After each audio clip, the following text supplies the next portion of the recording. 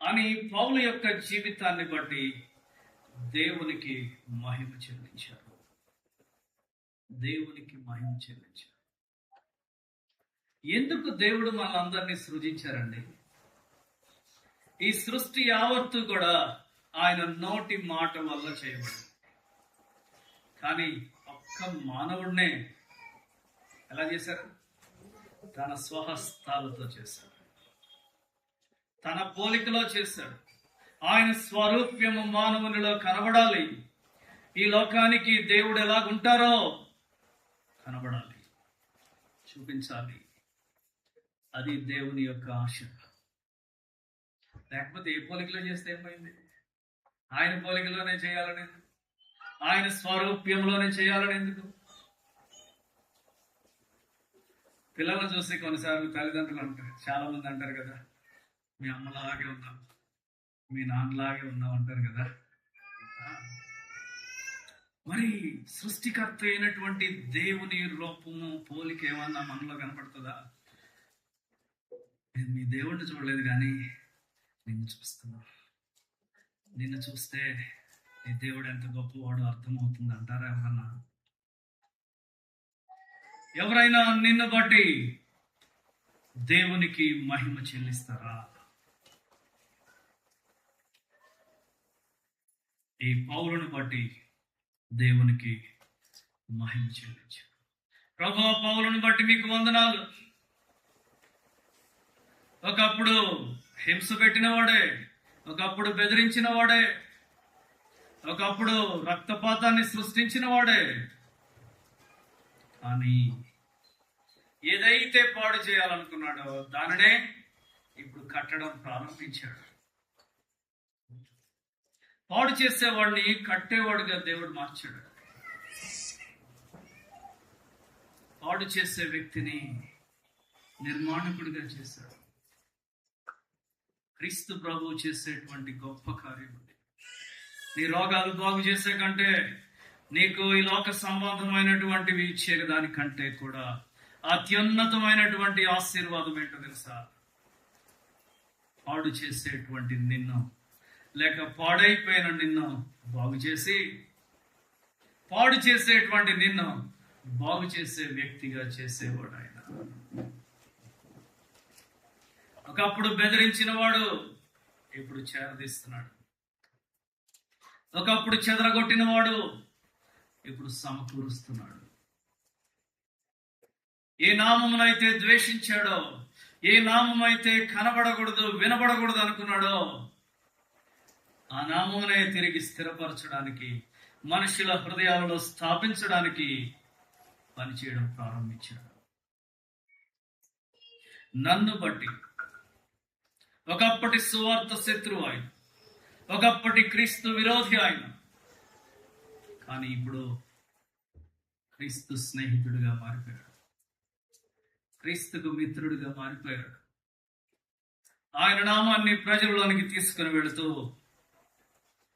స్వనీతి నుండి విడిపించబడి దేవుని యొక్క నీతిని సంపాదించుకొని ఆశీర్వాదకరమైన స్థితిలోకి తాను వచ్చాడు. కాబట్టి 24వ వచనం ఏం చెప్తుంది? 23, మునుపు మనలను హింస పెట్టిన వాడు తాను పూర్వమందు పాడు చేయించు వచ్చిన మతమును విశ్వాసమును ప్రకటించుచున్నాడన్న సంగతి మాత్రమే విని నన్ను బట్టి దేవుని మహిమపరచురి. ప్రతి జీవితము దేవునికి మహిమ తేవాలని ఆయన కోరుతున్నాడు. మనల్ని సృజించినటువంటి ఉద్దేశం అదే. దేవుని యొక్క పోలిక, ఆయన యొక్క స్వరూప్యము మనలో కనబడకపోతే ఏమంటారు ప్రజలు? చెప్పండి, మనల్ని బట్టి ఏమంటారు? వీడు పుట్టకుండా బాగుండేది, పుట్టకుండా బాగుండేది. చాలా మంది గురించి విన్నాను నేను, చాలా మంది గురించి విన్నాను.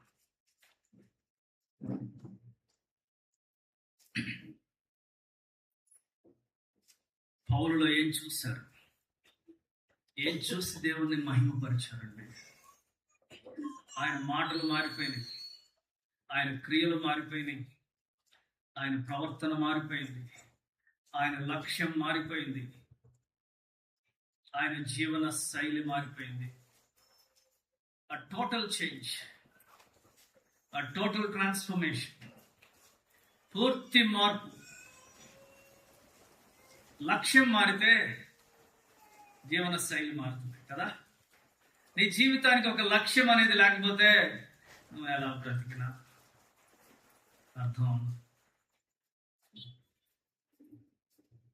విద్యార్థులను కూడా చూడండి, 100% టాప్ ర్యాంక్ సంపాదించుకోవాలనుకునే ఆ ధ్యాస, ఆ లక్ష్యం ఉన్నటువంటి విద్యార్థులు ఎలా కష్టపడి చదువుతారు, జాగ్రత్తగా చదువుతారు.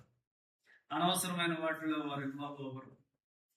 వారి ధ్యాస, వారి లక్ష్యము అర్థమైపోతుంది. కానీ పాస్ అయితేనే మనకు ఎక్కువ రా అనుకుంటారు కొంతమంది. పాస్ అయితేనే చాలు.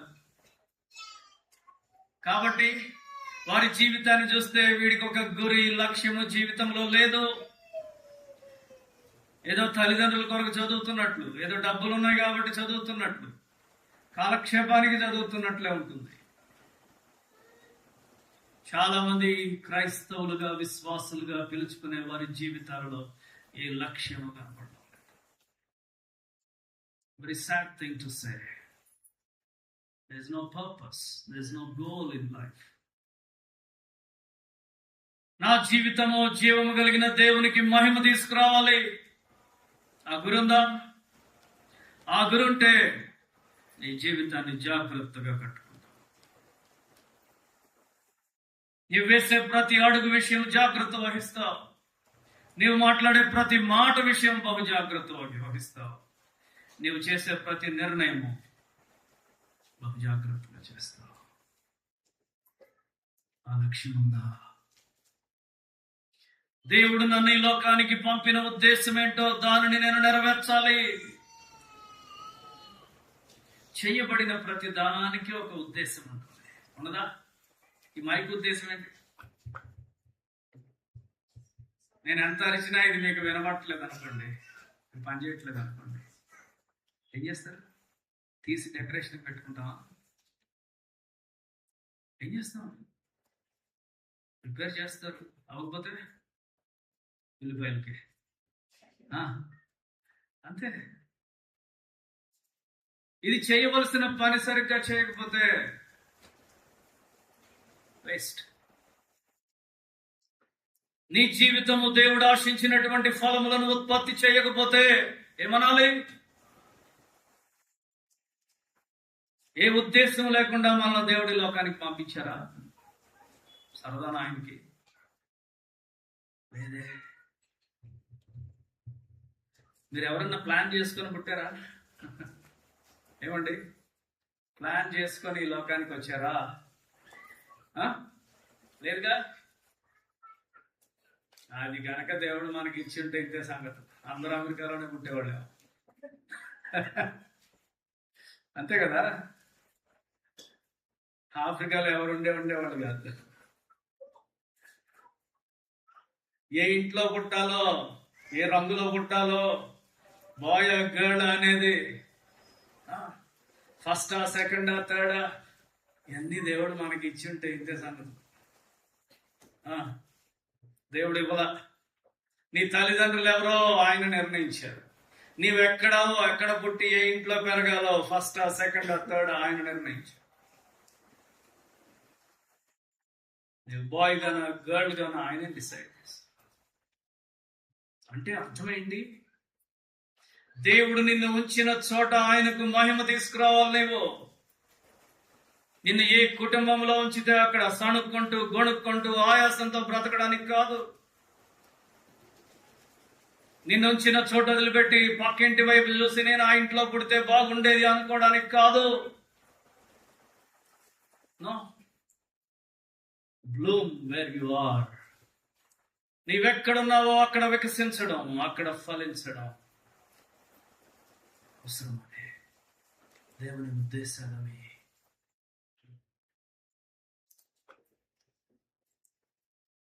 ఒక్కటే లక్ష్యము, మన జీవితాలు దేవుని యొక్క ఉద్దేశాలు నెరవేర్చాలి. అందరికీ సొంత ప్లాన్స్ చాలా ఉంటాయి, ఉండవా? అందరికి ఉంటాయి. మరి అందరూ ఎవరికి తోచిన దారిలో వాళ్ళు వెళ్ళిపోతే ఈ జీవితానికి అర్థమేంటి? అందరూ ఈ లోకాన్ని సంపాదించుకోవాలని కోరేవాళ్ళే. నిత్యమైనటువంటి విలువలు లేవు కదా ప్రజలకి, ఆత్మ సంబంధమైన విలువలు లేవు కదా. పరలోక రాజ్యం గురించి, ఆత్మీయ జీవితం గురించి, పరిశుద్ధతను గురించినటువంటి ధ్యాస లేదు కదా ప్రజలకి. మరి ఏమైపోతాం మనం? కూలిపోయే మేడలు కట్టుకుంటాం, పాడైపోయే సంపదను పోగు చేసుకుంటాం, పనికిరాని జీవితాలు కట్టుకుంటాం. ఒక్క తరానికి కూడా నీవు ఏ ఆశీర్వాదాన్ని ఇవ్వలేని జీవితాన్ని కట్టుకుంటావు.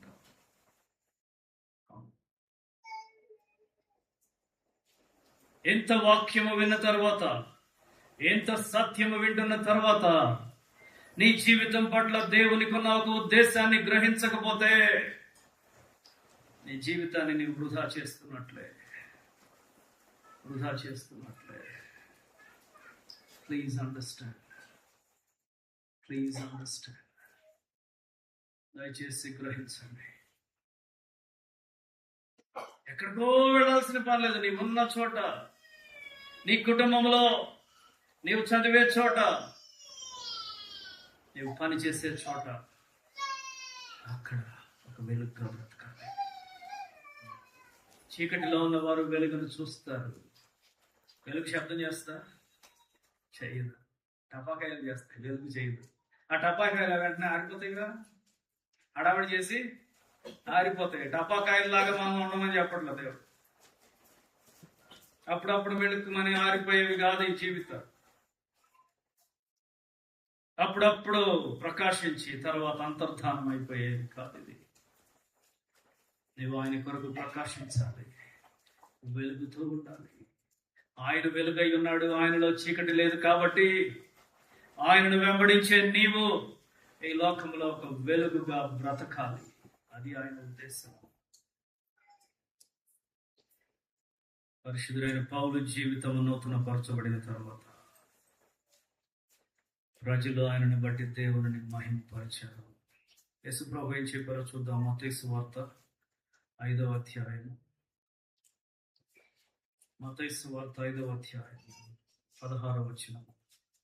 మనుష్యులు మీ సత్క్రియలను చూచి పరలోకమందున్న మీ తండ్రిని మహిమపరచునట్లు వారి ఎదుట మీ వెలుగు ప్రకాశింపనీయుడి.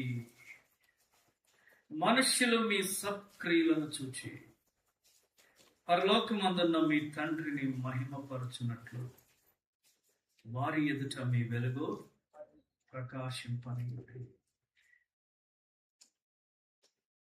ప్రభు చెప్పిన మాటలు అవి.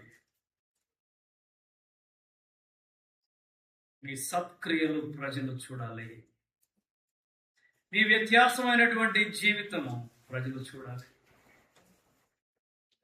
ఒక క్రైస్తవుడు అంటే ఏంటి తెలుసా? లోకము నుండి ప్రత్యేకింపబడిన వాడు. ఒక విశ్వాసి అంటే లోకము నుండి ప్రత్యేకింపబడిన వాడు.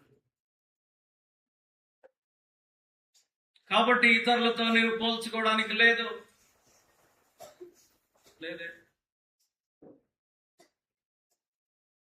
కాబట్టి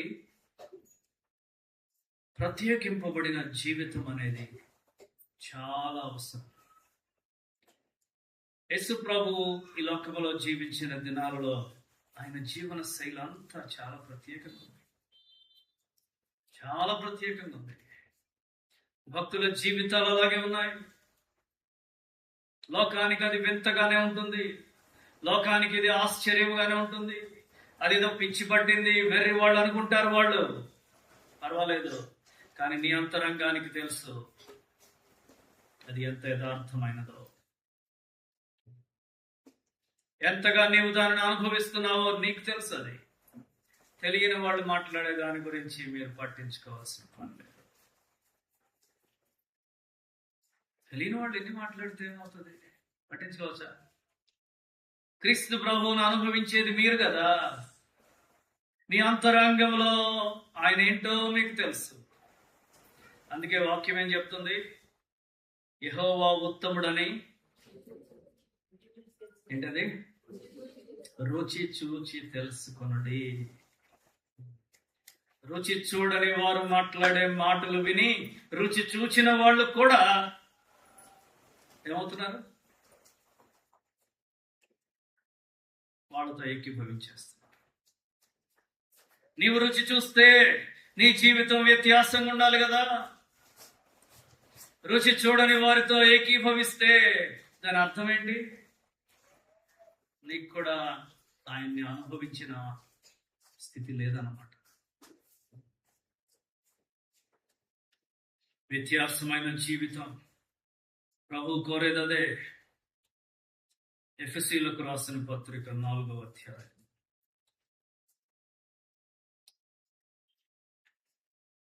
22 నుండి. ఎఫెసీ 4 నేను చదువుతానమ్మా, టైం లేదు.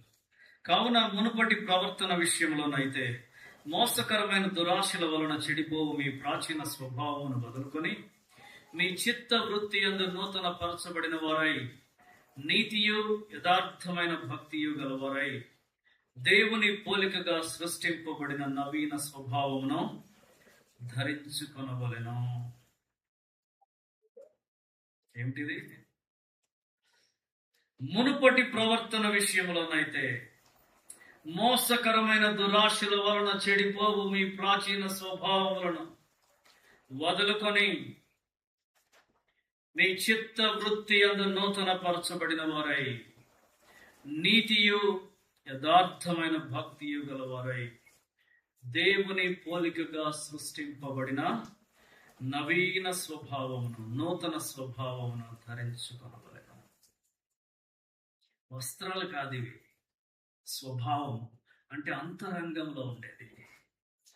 అంతరంగం మారాలి. అంతరంగము నూతన పరచబడాలి. నీ చిత్తము మారాలి. స్వచిత్తమును విడిచిపెట్టి దేవుని చిత్తము నీ చిత్తముగా మారాలి. ఆయన ఇష్టాలు నీ ఇష్టాలుగా మారాలి. క్రైస్తవుడు అంటే ఏంటో తెలుసా? తన ఇష్టాలు విడిచిపెట్టి దేవుని ఇష్టాన్ని నెరవేర్చేవాడే క్రైస్తవుడు. తమ సొంత ఇష్టాలు చేసుకునే వాళ్ళ క్రైస్తవులను ఎవరు పిలుస్తారు? విశ్వాసులను అంతకంటే కూడా పిలవకూడదు. యేసుప్రభు ఏమన్నారు? ఎవడైనా నన్ను వెంబడింపగోరితే తను తాను డినై యువర్ సెల్ఫ్, తను తాను ఉపేక్షించుకో. నీ ఇష్టాలు విడిచిపెట్టి దేవుని యొక్క ఇష్టాలు నీ ఇష్టాలుగా మార్చుకొని ఆయనను వెంబడించాలి. లేకపోతే ఆయన వెంబడించలేదు. ఆయన వెంబడిస్తున్నాం అనుకుంటూ భ్రమలో బ్రతికే వాళ్ళు ఉన్నారు. మోసపోవద్దు, దయచేసి మోసపోవద్దు. కాబట్టి నీ జీవితము దేవుని పోలికలో చేయబడిన నవీన స్వభావమును ధరించుకుంటే వ్యత్యాసంగా ఉండాలి. లోకానికి కనబడుతుంది, దాచిపెట్టలేదు. ఎంతకాలం దాయగలరు? నేను సీక్రెట్ క్రిస్టియన్స్ అండి. ఎంతకాలం ఉండగలరు? ఉండలేరు. ఏదో కొన్నాళ్ళు బిగబట్టుకుని ఉండగలవేమో కానీ కెనాట్ హైడ్. వెలుగును దాస్తే ఏమవుతుంది? ప్రభు చెప్పారు కదా, దాచిపెట్టేస్తే అది కారిపోతుంది. ప్రజలందరికీ వెలిగించినట్లుగా దానిని దీపస్తంభం మీద పెట్టాలి. మంచం కింద కొంచెం కింద పెట్టుకోవడానికి కాదు వెలుగు. నాలో వెలుగుందండి, కానీ నేను కనబడనండి లోకానికంటే దట్స్ నాట్ రైట్. వాక్యానికి విరుద్ధమైన ఆలోచన. కాబట్టి ప్రాచీన స్వభావము, నవీన స్వభావం, ఈ రెండింటికి వ్యత్యాసాన్ని లోకానికి చూపించాలి. దినాల్లో చాలా మంది అబద్ధ బోధకులు తయారయ్యారు. వాళ్ళు ఏమంటారంటే, కృప ఉందండి, కృపాకాలంలో ఉన్నాం కాబట్టి మీరు ఎలా జీవించినా పర్వాలేదు, దేవుని కృప అన్ని కవర్ చేసుకుంటారు.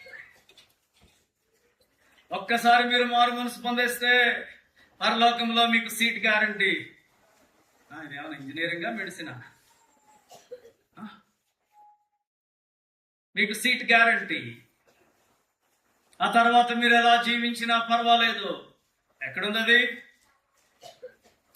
నీవు నిజంగా నూతన పరచబడితే దేవుని పోలికగా చేయబడిన నవీన స్వభావము నీలోనికి రావాలి కదా. అది రాకపోతే మరి నీవెక్కడ నూతన పరచబడినట్టు? నీవు నూతన పరచబడితే నీ పాత జీవితానికి క్రొత్త జీవితానికి ఆ వ్యత్యాసం కనబడాలి కదా, చూపించాలి కదా. ఏమవుతుంది? ఇంకా పాత జీవితమే కొనసాగుతూ దేవుని కృప చూసుకుంటుందండి అనే భ్రమలో బ్రతుకుతున్నారేమో. జాగ్రత్త. మోషే దేవుణ్ణి ఒకసారి అడిగాడు, ప్రభువా, ఈ ప్రజలను క్షమించకపోతే జీవ గ్రంథంలో నుండి నా పేరు తీసే అన్నాడు. దేవుడేమన్నారు? నేను తీయలేను. ఎవడు పాపము చేస్తాడో వాడి పేరు తీసేస్తాడు. అంటే అర్థం ఏంటి? ఒక్కసారి నీ పేరు జీవ గ్రంథంలోనికి వెళ్ళినా కూడా తొలగించబడేటువంటి అవకాశం ఉంది.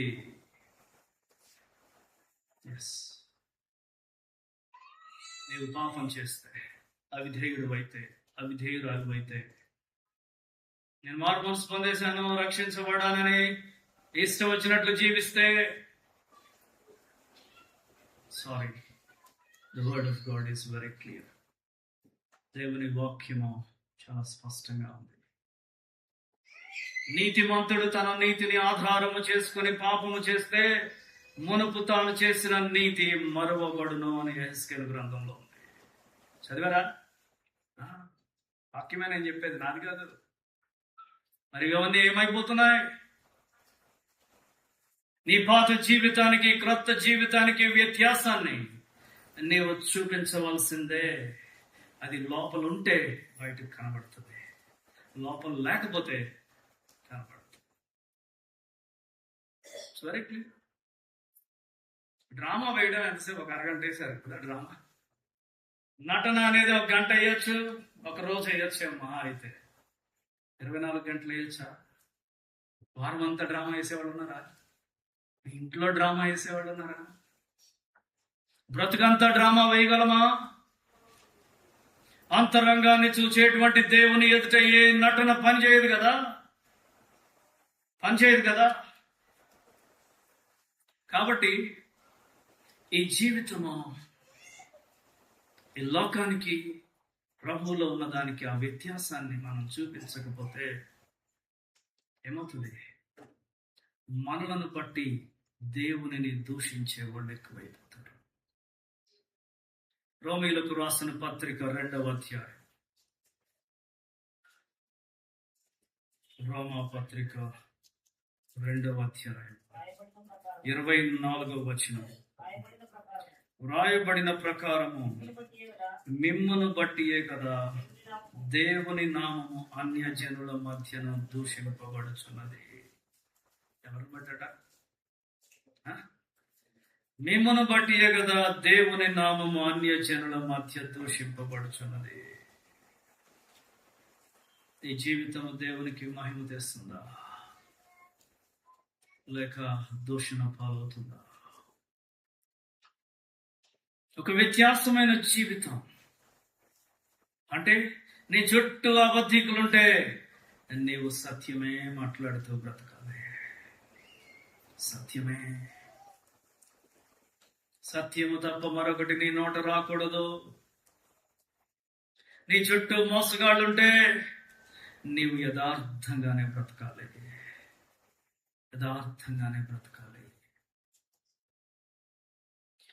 నీ చుట్టూ ధనాపేక్ష కలిగిన వాళ్ళు ఉంటే నీవు తృప్తి కలిగిన వ్యక్తివిగా, ప్రభువా నీవు నాకు దొరికావు చాలు అని ఇచ్చే వ్యక్తిగా నీవు మారాలి.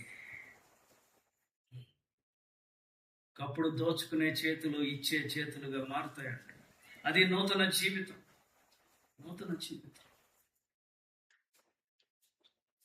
స్వార్థపరులుగా బ్రతికే మనుషులు చుట్టూ ఉన్నప్పుడు క్రీస్తు ప్రభువులాగా స్వార్థమును జయించి జీవించడానికి నీవు ప్రయాసపడాలి. నేను కాదు ముఖ్యమో, ఆయన నామము, ఆయన సాక్ష్యము ముఖ్యం. అది నవీన స్వభావం. అపవిత్రమైన జీవితాలు ఎక్కువైపోతుంటే, మన చుట్టూ అపవిత్రత ఎక్కువైపోతుంటే నీవేం చేయాలి? పవిత్రంగా బ్రతకడానికి పోరాటం చేయాలి. నిన్ను నీవు భద్రపరచుకోవడానికి నీవు ప్రయాసపడాలి. నిన్ను నీవు భద్రపరచుకుంటే ఇంకొంతమంది కాపాడబడతారు. కరెక్టేనా? Yes, that's what the Bible teachers. వాక్యం నేర్పించేది అదే.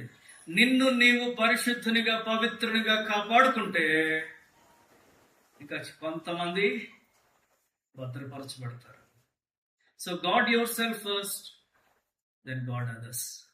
నిన్ను నీవు భద్రపరచుకుంటూ ఇతరులను కూడా భద్రపరచు. ఎస్, నీ విషయమై నీవు అజాగ్రత్తగా బ్రతికేస్తే ఇతరులు కూడా నిన్ను బట్టి పాడైపోతారు కదా.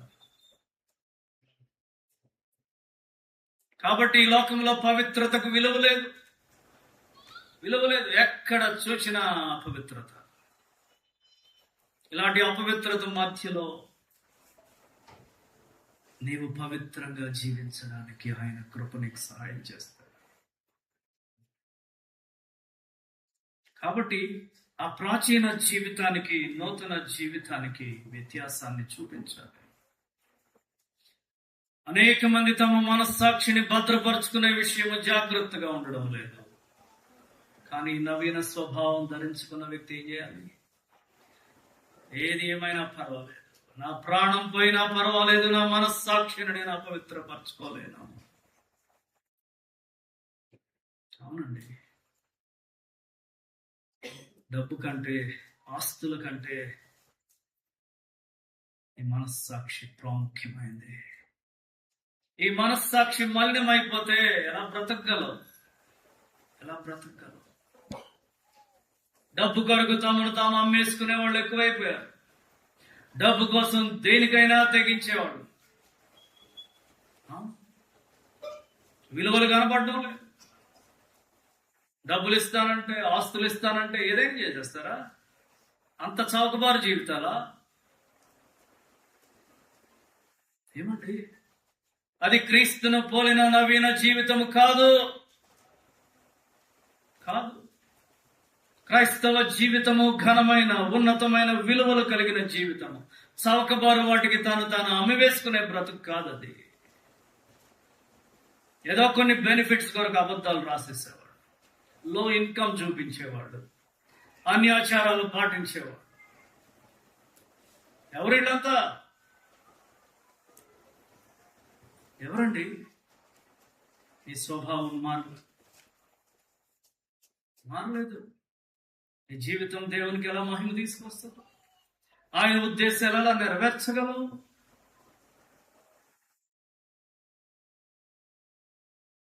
రాజీ పడిపోయేటువంటి స్థితి అనేక మందిలో ఉంది. పరిస్థితులతో రాజీ పడిపో. డాక్ట్రిన్ ఆఫ్ టాలరెన్స్ అని ఒకటి ఉంది, కొంతమంది బోధ. సర్దుకుపోవాలండి, సర్దుకుపోతారా? ఇంట్లో 4 పాములు వచ్చినాయి అనుకోండి, సర్దుకోండి. అవి కూడా బతకాలి కదా, మరి రూమ్ అటుకిచ్చేయండి. తేళ్ళు వస్తే వదిలేయండి, పెరగనేయండి, సర్దుకోండి. పాపం విషయంలో సర్దుకుపోయే నీవు ఒక పామును లోపలికి అనుమతించలేవా? అంటే నీకు పాము వల్ల ఉండేటువంటి భయము, పాపానికి భయం లేదన్నమాట.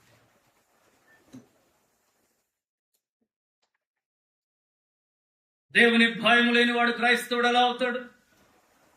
అయ్యో ఇది పాపము అనేటువంటి భయం లేకపోతే నీవు క్రైస్తవుడువా? కానే కాదు, విశ్వాసం అంతకంటే కాదు. What are your values? మన విలువలు ఏంటండి? దేవుని భయము నిన్ను పాపమునకు భయపడేటట్లు చేయాలి. అదే నవీన స్వభావం. దేవుని పోలికగా సృష్టింపబడిన నవీన స్వభావం అది. కొండెములు చెప్తూ దుష్ప్రచారాలు చేసేవారు. నీ గురించి చేస్తే నీకు నచ్చదు, కానీ నీ ఇతరుల గురించి చేస్తావు. చేయొచ్చా? సైతాను పనిది. సహోదరుల మీద నేరారోపణ చేయబడేవాడు అపవాది. నీకెందుకు పని? నీకెందుకు పని? ఇది నా సంఘాల్లో ఇవి ఎక్కువైపోయినాయి. నేను ఇక్కడి గురించి చెప్పడం లేదు, అనేక ప్రాంతాలు. ఎందుకు మనకు ఆ పని?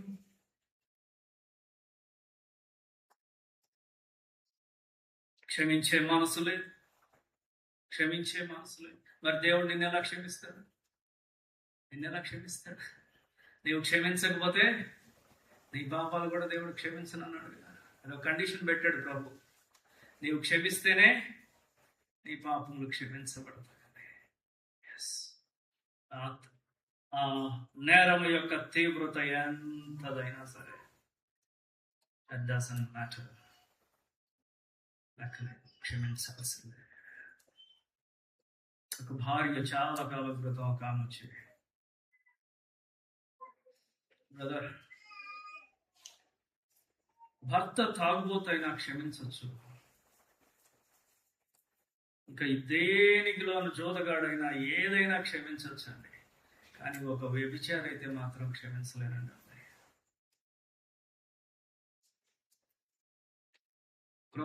కొత్తగా కూటంలో కనపడింది. నేను ఎప్పుడు వినలేదు, అది మొట్టమొదటిసారి. దాదాపు ఒక 17 సంవత్సరాల క్రితం చెప్పిన మాట. కానీ దేవుని దయ వల్ల ప్రార్థన చేసాం ఆ కుటుంబం కొరకు. తర్వాత ఇద్దరు ఒకరినొకరు క్షమించుకొని ఇద్దరు కలిసి ఒక ఆశీర్వాదకరమైన కుటుంబాన్ని కట్టుకుంటూ అనేక మందికి దీవెనకరంగా ఉన్నారు. అవును, చాలా కార్యాలు క్షమించలేనివిగా కనబడతాయి మనకి, కానీ క్షమించవలసిందే. ప్రేమలో ఒక భాగం అది. దైవ ప్రేమలో ఒక భాగం అది. దైవ ప్రేమలో ఉన్న లక్షణం అది. ఈ లోకంలో నీవు లేనటువంటి వ్యక్తి అంటూ ఎవరు ఉండకూడదు. గుర్తుపెట్టుకోండి. ఒక్కరు కూడా ఉండకూడదు. ఉంటే నీవు క్షమించబడవు.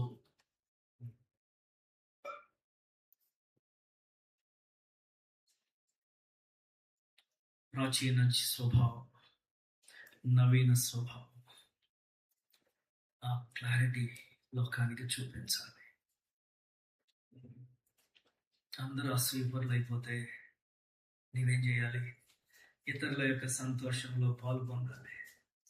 ఇతరులకు దేవుడు ఒక ఇల్లు ఇస్తే ఎస్, దేవునికి వందనాలు.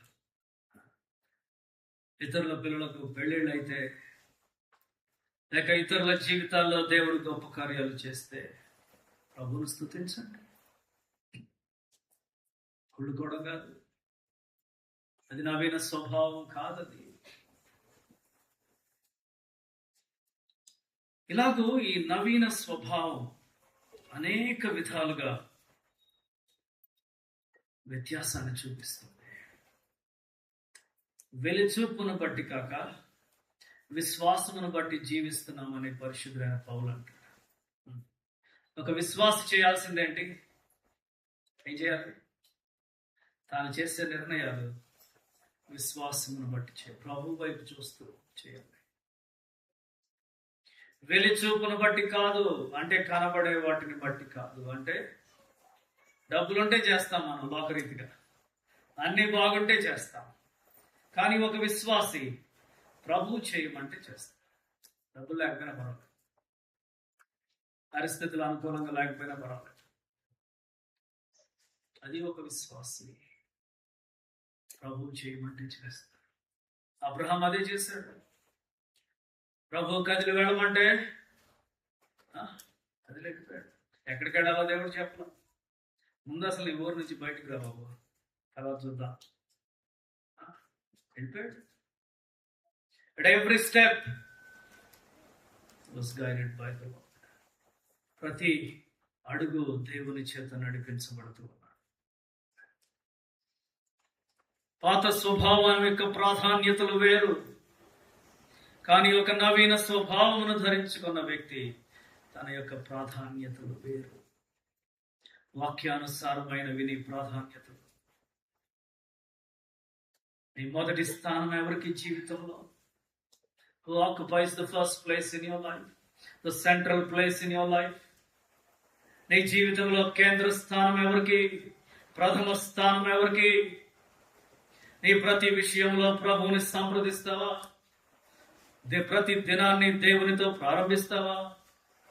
దేవుని వాక్యాన్ని సంప్రదిస్తావా? నిర్ణయాలు చేసే విషయంలో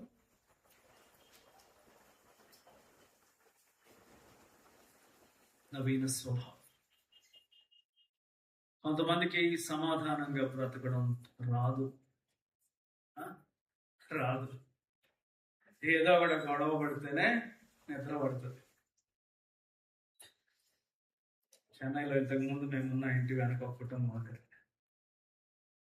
రాత్రి 10 తర్వాత ఇంటికి వస్తారు అందరు. తండ్రి కొడుకు అందరూ డ్రైవర్స్. తండ్రి ఎప్పుడో 10 వస్తాడు. ఉండేది చిన్న గది. వాళ్ళు మాట్లాడే మాటలు దాదాపు 5-6 ఏళ్ళకి వినపడాలి. అంత గట్టిగా మాట్లాడతారు. నెమ్మదిగా మాట్లాడటం రాదు, మృదువుగా మాట్లాడటం రాదు. అరవాల్సిందే. ఏదో ఈ కాంపౌండ్లో యువతల నుంచి అవతల ఉన్న వాళ్ళని పిలిచినట్టు. 11 అట్లా కొడుకు వస్తాడు. ఆయన మొదలు కంటిన్యూ చేస్తాడు దాన్ని.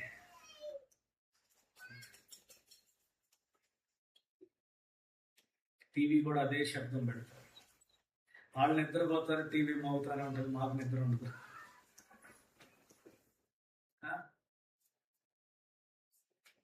ఒకసారి చెప్పాను, మీ ఇంటి సోదంతా మాకు అవసరం లేదమ్మా, నెమ్మదిగా మాట్లాడుకోండి. మీ ఇంటి గుట్టు, మీ వ్యవహారాలు ఎవరికి అవసరం లేదు, చిన్న నెమ్మదిగా మాట్లాడుకోండి. రాదు వాళ్ళకి. వాళ్ళు నెమ్మదిగా ఉండరు. ఆ అరుపుల్లో గొడవ అయిపోతుంది, కొట్లాట. సమాధానమును ప్రేమించేవారు, సమాధాన పరచువారు దేవుని కుమారులు అనబడతారు, ధన్యులు. ఇంకొకటి ఉంది, సమాధానమును వెదకి దాని వెంటాడుము అని వాక్యం చెప్తుంది. కూర్చుంటే వచ్చేది సమాధానం. నీవు వెళ్ళి సమాధానం పడాలి, సమాధానం నీవు సృష్టించాలి. ఒక దైవజనుడు చెప్పాడు, wherever a Christian goes, he must create a different culture, a culture of peace, a culture of love, a culture of joy. ఒక క్రైస్తవుడు ఎక్కడికి వెళ్ళినా ఒక నూతన వాతావరణాన్ని, నూతన సంస్కృతిని సృష్టించాలి. ప్రేమతో నిండినటువంటి వాతావరణాన్ని, సమాధానంతో నిండిన వాతావరణాన్ని, సత్యముతో నిండిన వాతావరణాన్ని సృష్టించాలి. Yes, that is the Christian. అది నవీన స్వభావం. అంటే ఆ నూతన సంస్కృతి మనం అలవరుస్తామా? లోకానికి అలవరుస్తామా? మీరెక్కడికి వెళ్ళినా సమాధానమే ప్రాముఖ్యమా? ఎక్కడ ఉన్నా ప్రేమే పరిపాలన చేయాలి. ఇంకొకటి, ప్రతీకార మనస్సు. ప్రభు ఏం చెప్పారు? మేలుతో కీడును జయించు. కీడుకు ప్రతి కీడని చెప్తారు. మేలుతో కీడును జయించు. ఏం చేస్తారు? మీ కీడు చేసిన వాళ్ళు కనపడితే, ఎవరైనా కీడు చేస్తారని అనిపిస్తే ఏం చేయాలి? ఒకటి సమాధానం పడండి. ఏంటి బ్రదర్ కష్టంలో ఉంది? ఏం సిస్టర్? ఏమిటి కష్టం నా మీద? సమాధానపడండి.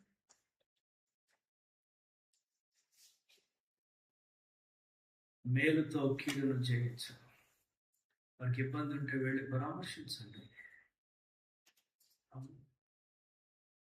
మేలు చేయండి, తప్పేముంది? ప్రేమతోనే కదా మనం జయించగలము. Create a culture of love.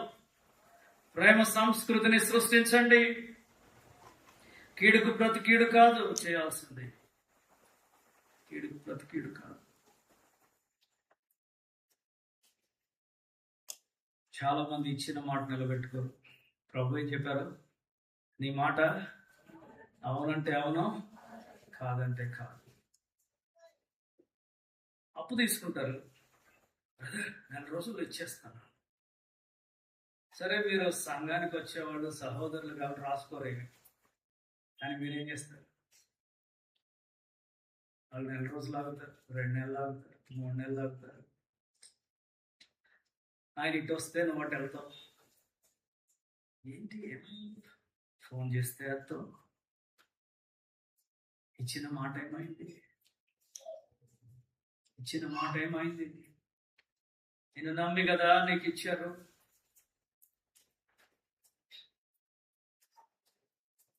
మర్చిపోయావా? ఎవరికి చెప్పుకుంటావో చెప్పుకో. నేను ఎప్పుడు తీసుకున్నా? అంత దాకా వెళ్ళేవాళ్ళు ఉన్నారు. కొంతమంది అప్పుడు వస్తారు నా దగ్గరికి, బ్రదర్ ఫలానా వాళ్ళు కష్టంలో ఉంటే ఇంత సహాయం చేశామండి, 4 రోజుల్లో ఇస్తామన్నారండి, కానీ ఇప్పుడు నేను అంటాను, ఇచ్చే ముందు నన్ను అడిగావా? ఇచ్చే ముందు నన్ను అడిగారా? లేదు. పోనీ ప్రార్థన చేశారా? ప్రభువా వీళ్ళు కష్టంలో ఉన్నారు, ఏమన్నా ఇమ్మంటారా? ఎందుకు ఇచ్చేసావు అంత అమౌంట్? చిన్నదంటే పర్వాలేదు, పెద్ద మొత్తంలో ఎందుకు ఇచ్చావు? నువ్వు మంచివాడు అనిపించుకోవాలని ఇచ్చావు. అది స్వార్థంతో ఇచ్చావు.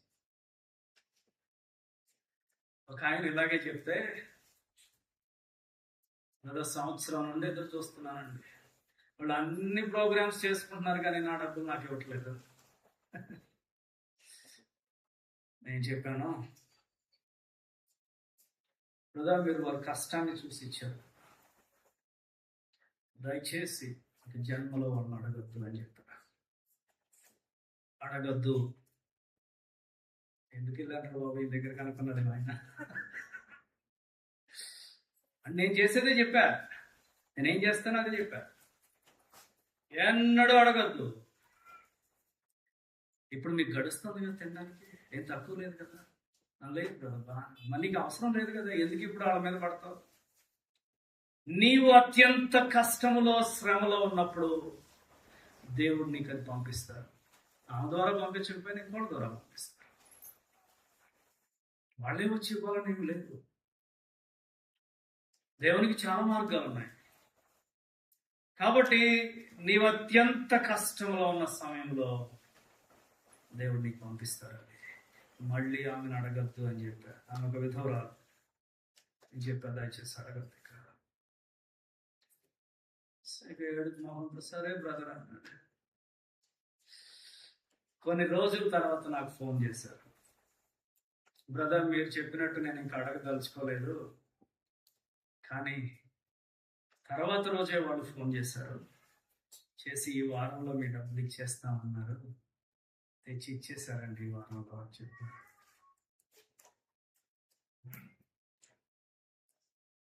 మనం నేర్చుకోవాల్సినవి మనం నేర్చుకోం, ఎదుటోళ్ళ మీదే పడుతున్నాం మనం. కాబట్టి నేను ప్రజలకు ఏం చెప్తానంటే, ఇతరులు కష్టంలో ఉంటే సహాయం చేయండి, తప్పులేదు. పెద్ద మొత్తాల్లో చేయాల్సిన పని లేదు. పెద్ద మొత్తాలకి మీరు ప్రార్థన చేసుకొని ప్రభు నడిపింపుతో చేయండి. వడ్డీలకు ఇవ్వద్దు, కానీ ఇచ్చిన తర్వాత తిరిగి వాళ్ళని అడగద్దు. వాళ్ళు ఎప్పుడు ఇస్తే అప్పుడే తీసుకుంటే. అలా ఇస్తారా? ఒక ఆయన ఫోన్ చేశారు, కదా పలానా కుటుంబం ఇల్లు బ్యాంక్ వాళ్ళు లాగేసుకుంటారంట, కట్టలేకపోతున్నారు, ఫైనాన్స్ ఇంతవరకు కట్టలేదట. ఓహో, ఆ లోన్ తీసుకున్న కొడుకేమో చచ్చిపోయాడు, కుటుంబం ఇబ్బంది పడుతుంది. నేను చెప్పాను, సరే ఈ నెల కడతారు, వచ్చే నెల ఎవరు కడతారు అని. ఫైనాన్స్ అంటే ప్రతి నెల కట్టాలి కదా. ఈ నెల కడతావు, నువ్వు కొంచెం పోగు చేసి సహోదరుల దగ్గర, వచ్చే నెల ఎక్కడ కడతావు?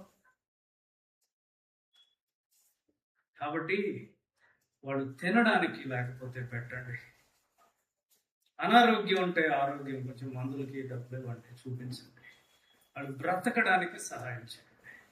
అప్పుల జోలికి మీరు పోవద్దండి. ఎందుకంటే వాళ్ళు దేవుణ్ణి వదిలిపెట్టి మిమ్మల్ని దేవుళ్ళుగా చేసుకుంటారు. వాళ్ళు ఇప్పుడు ఒకళ్ళకి చేస్తే ఇంకొకళ్ళు వచ్చి లైన్ కడతారు నీ దగ్గర.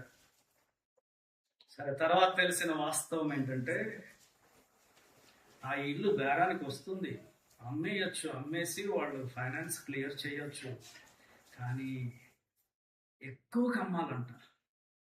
50 లక్షలకి అమ్ముడు పోతుంటే అమ్మడం ఇష్టం లేదు, 80 లక్షలు కావాలంట.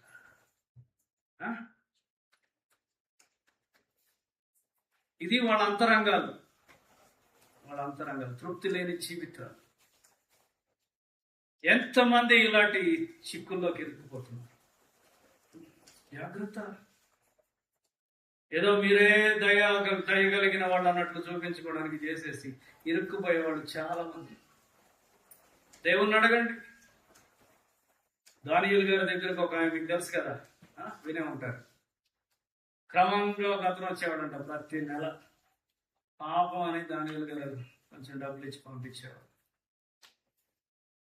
ఒకసారి ఆయన వస్తుంటే దేవుడు చెప్పారంట, నాకంటే నువ్వు దయగలిగినడువా, నువ్వు ఇచ్చిన డబ్బులు తీసుకెళ్ళి అతను వ్యభిచారంలో బ్రతుకుతున్నాడు. అయ్య బాబాయ్.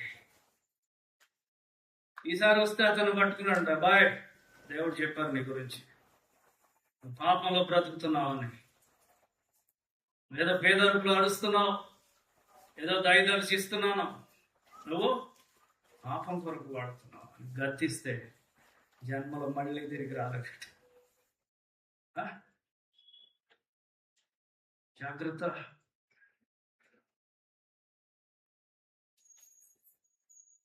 ఇచ్చిన మాటను నిలబెట్టుకోవడం. నీ మాట అవునంటే అవును, కాదంటే కాదు. కాబట్టి నూతన జీవితం అనేది వ్యత్యాసమైన జీవితం. దేవుని పోలికగా సృష్టింపబడిన నవీన స్వభావాన్ని ధరించుకోండి. పౌలు అంటున్నాడు, నన్ను బట్టి దేవుని మహిమపరచుడి. చివరిగా యోహాను సువార్త 12వ అధ్యాయం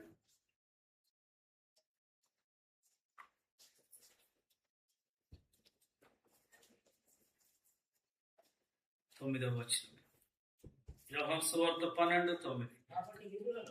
కాబట్టి యూదులలో సామాన్య జనులు ఆయన అక్కడ ఉన్నాడని తెలుసుకొని యేసును చూచుటకు మాత్రమే గాక మృతులలో నుండి ఆయనను లేపిన లాజరును కూడా చూడవచ్చిరి. అతనిని బట్టి యూదులలో అనేకులు తమ వారిని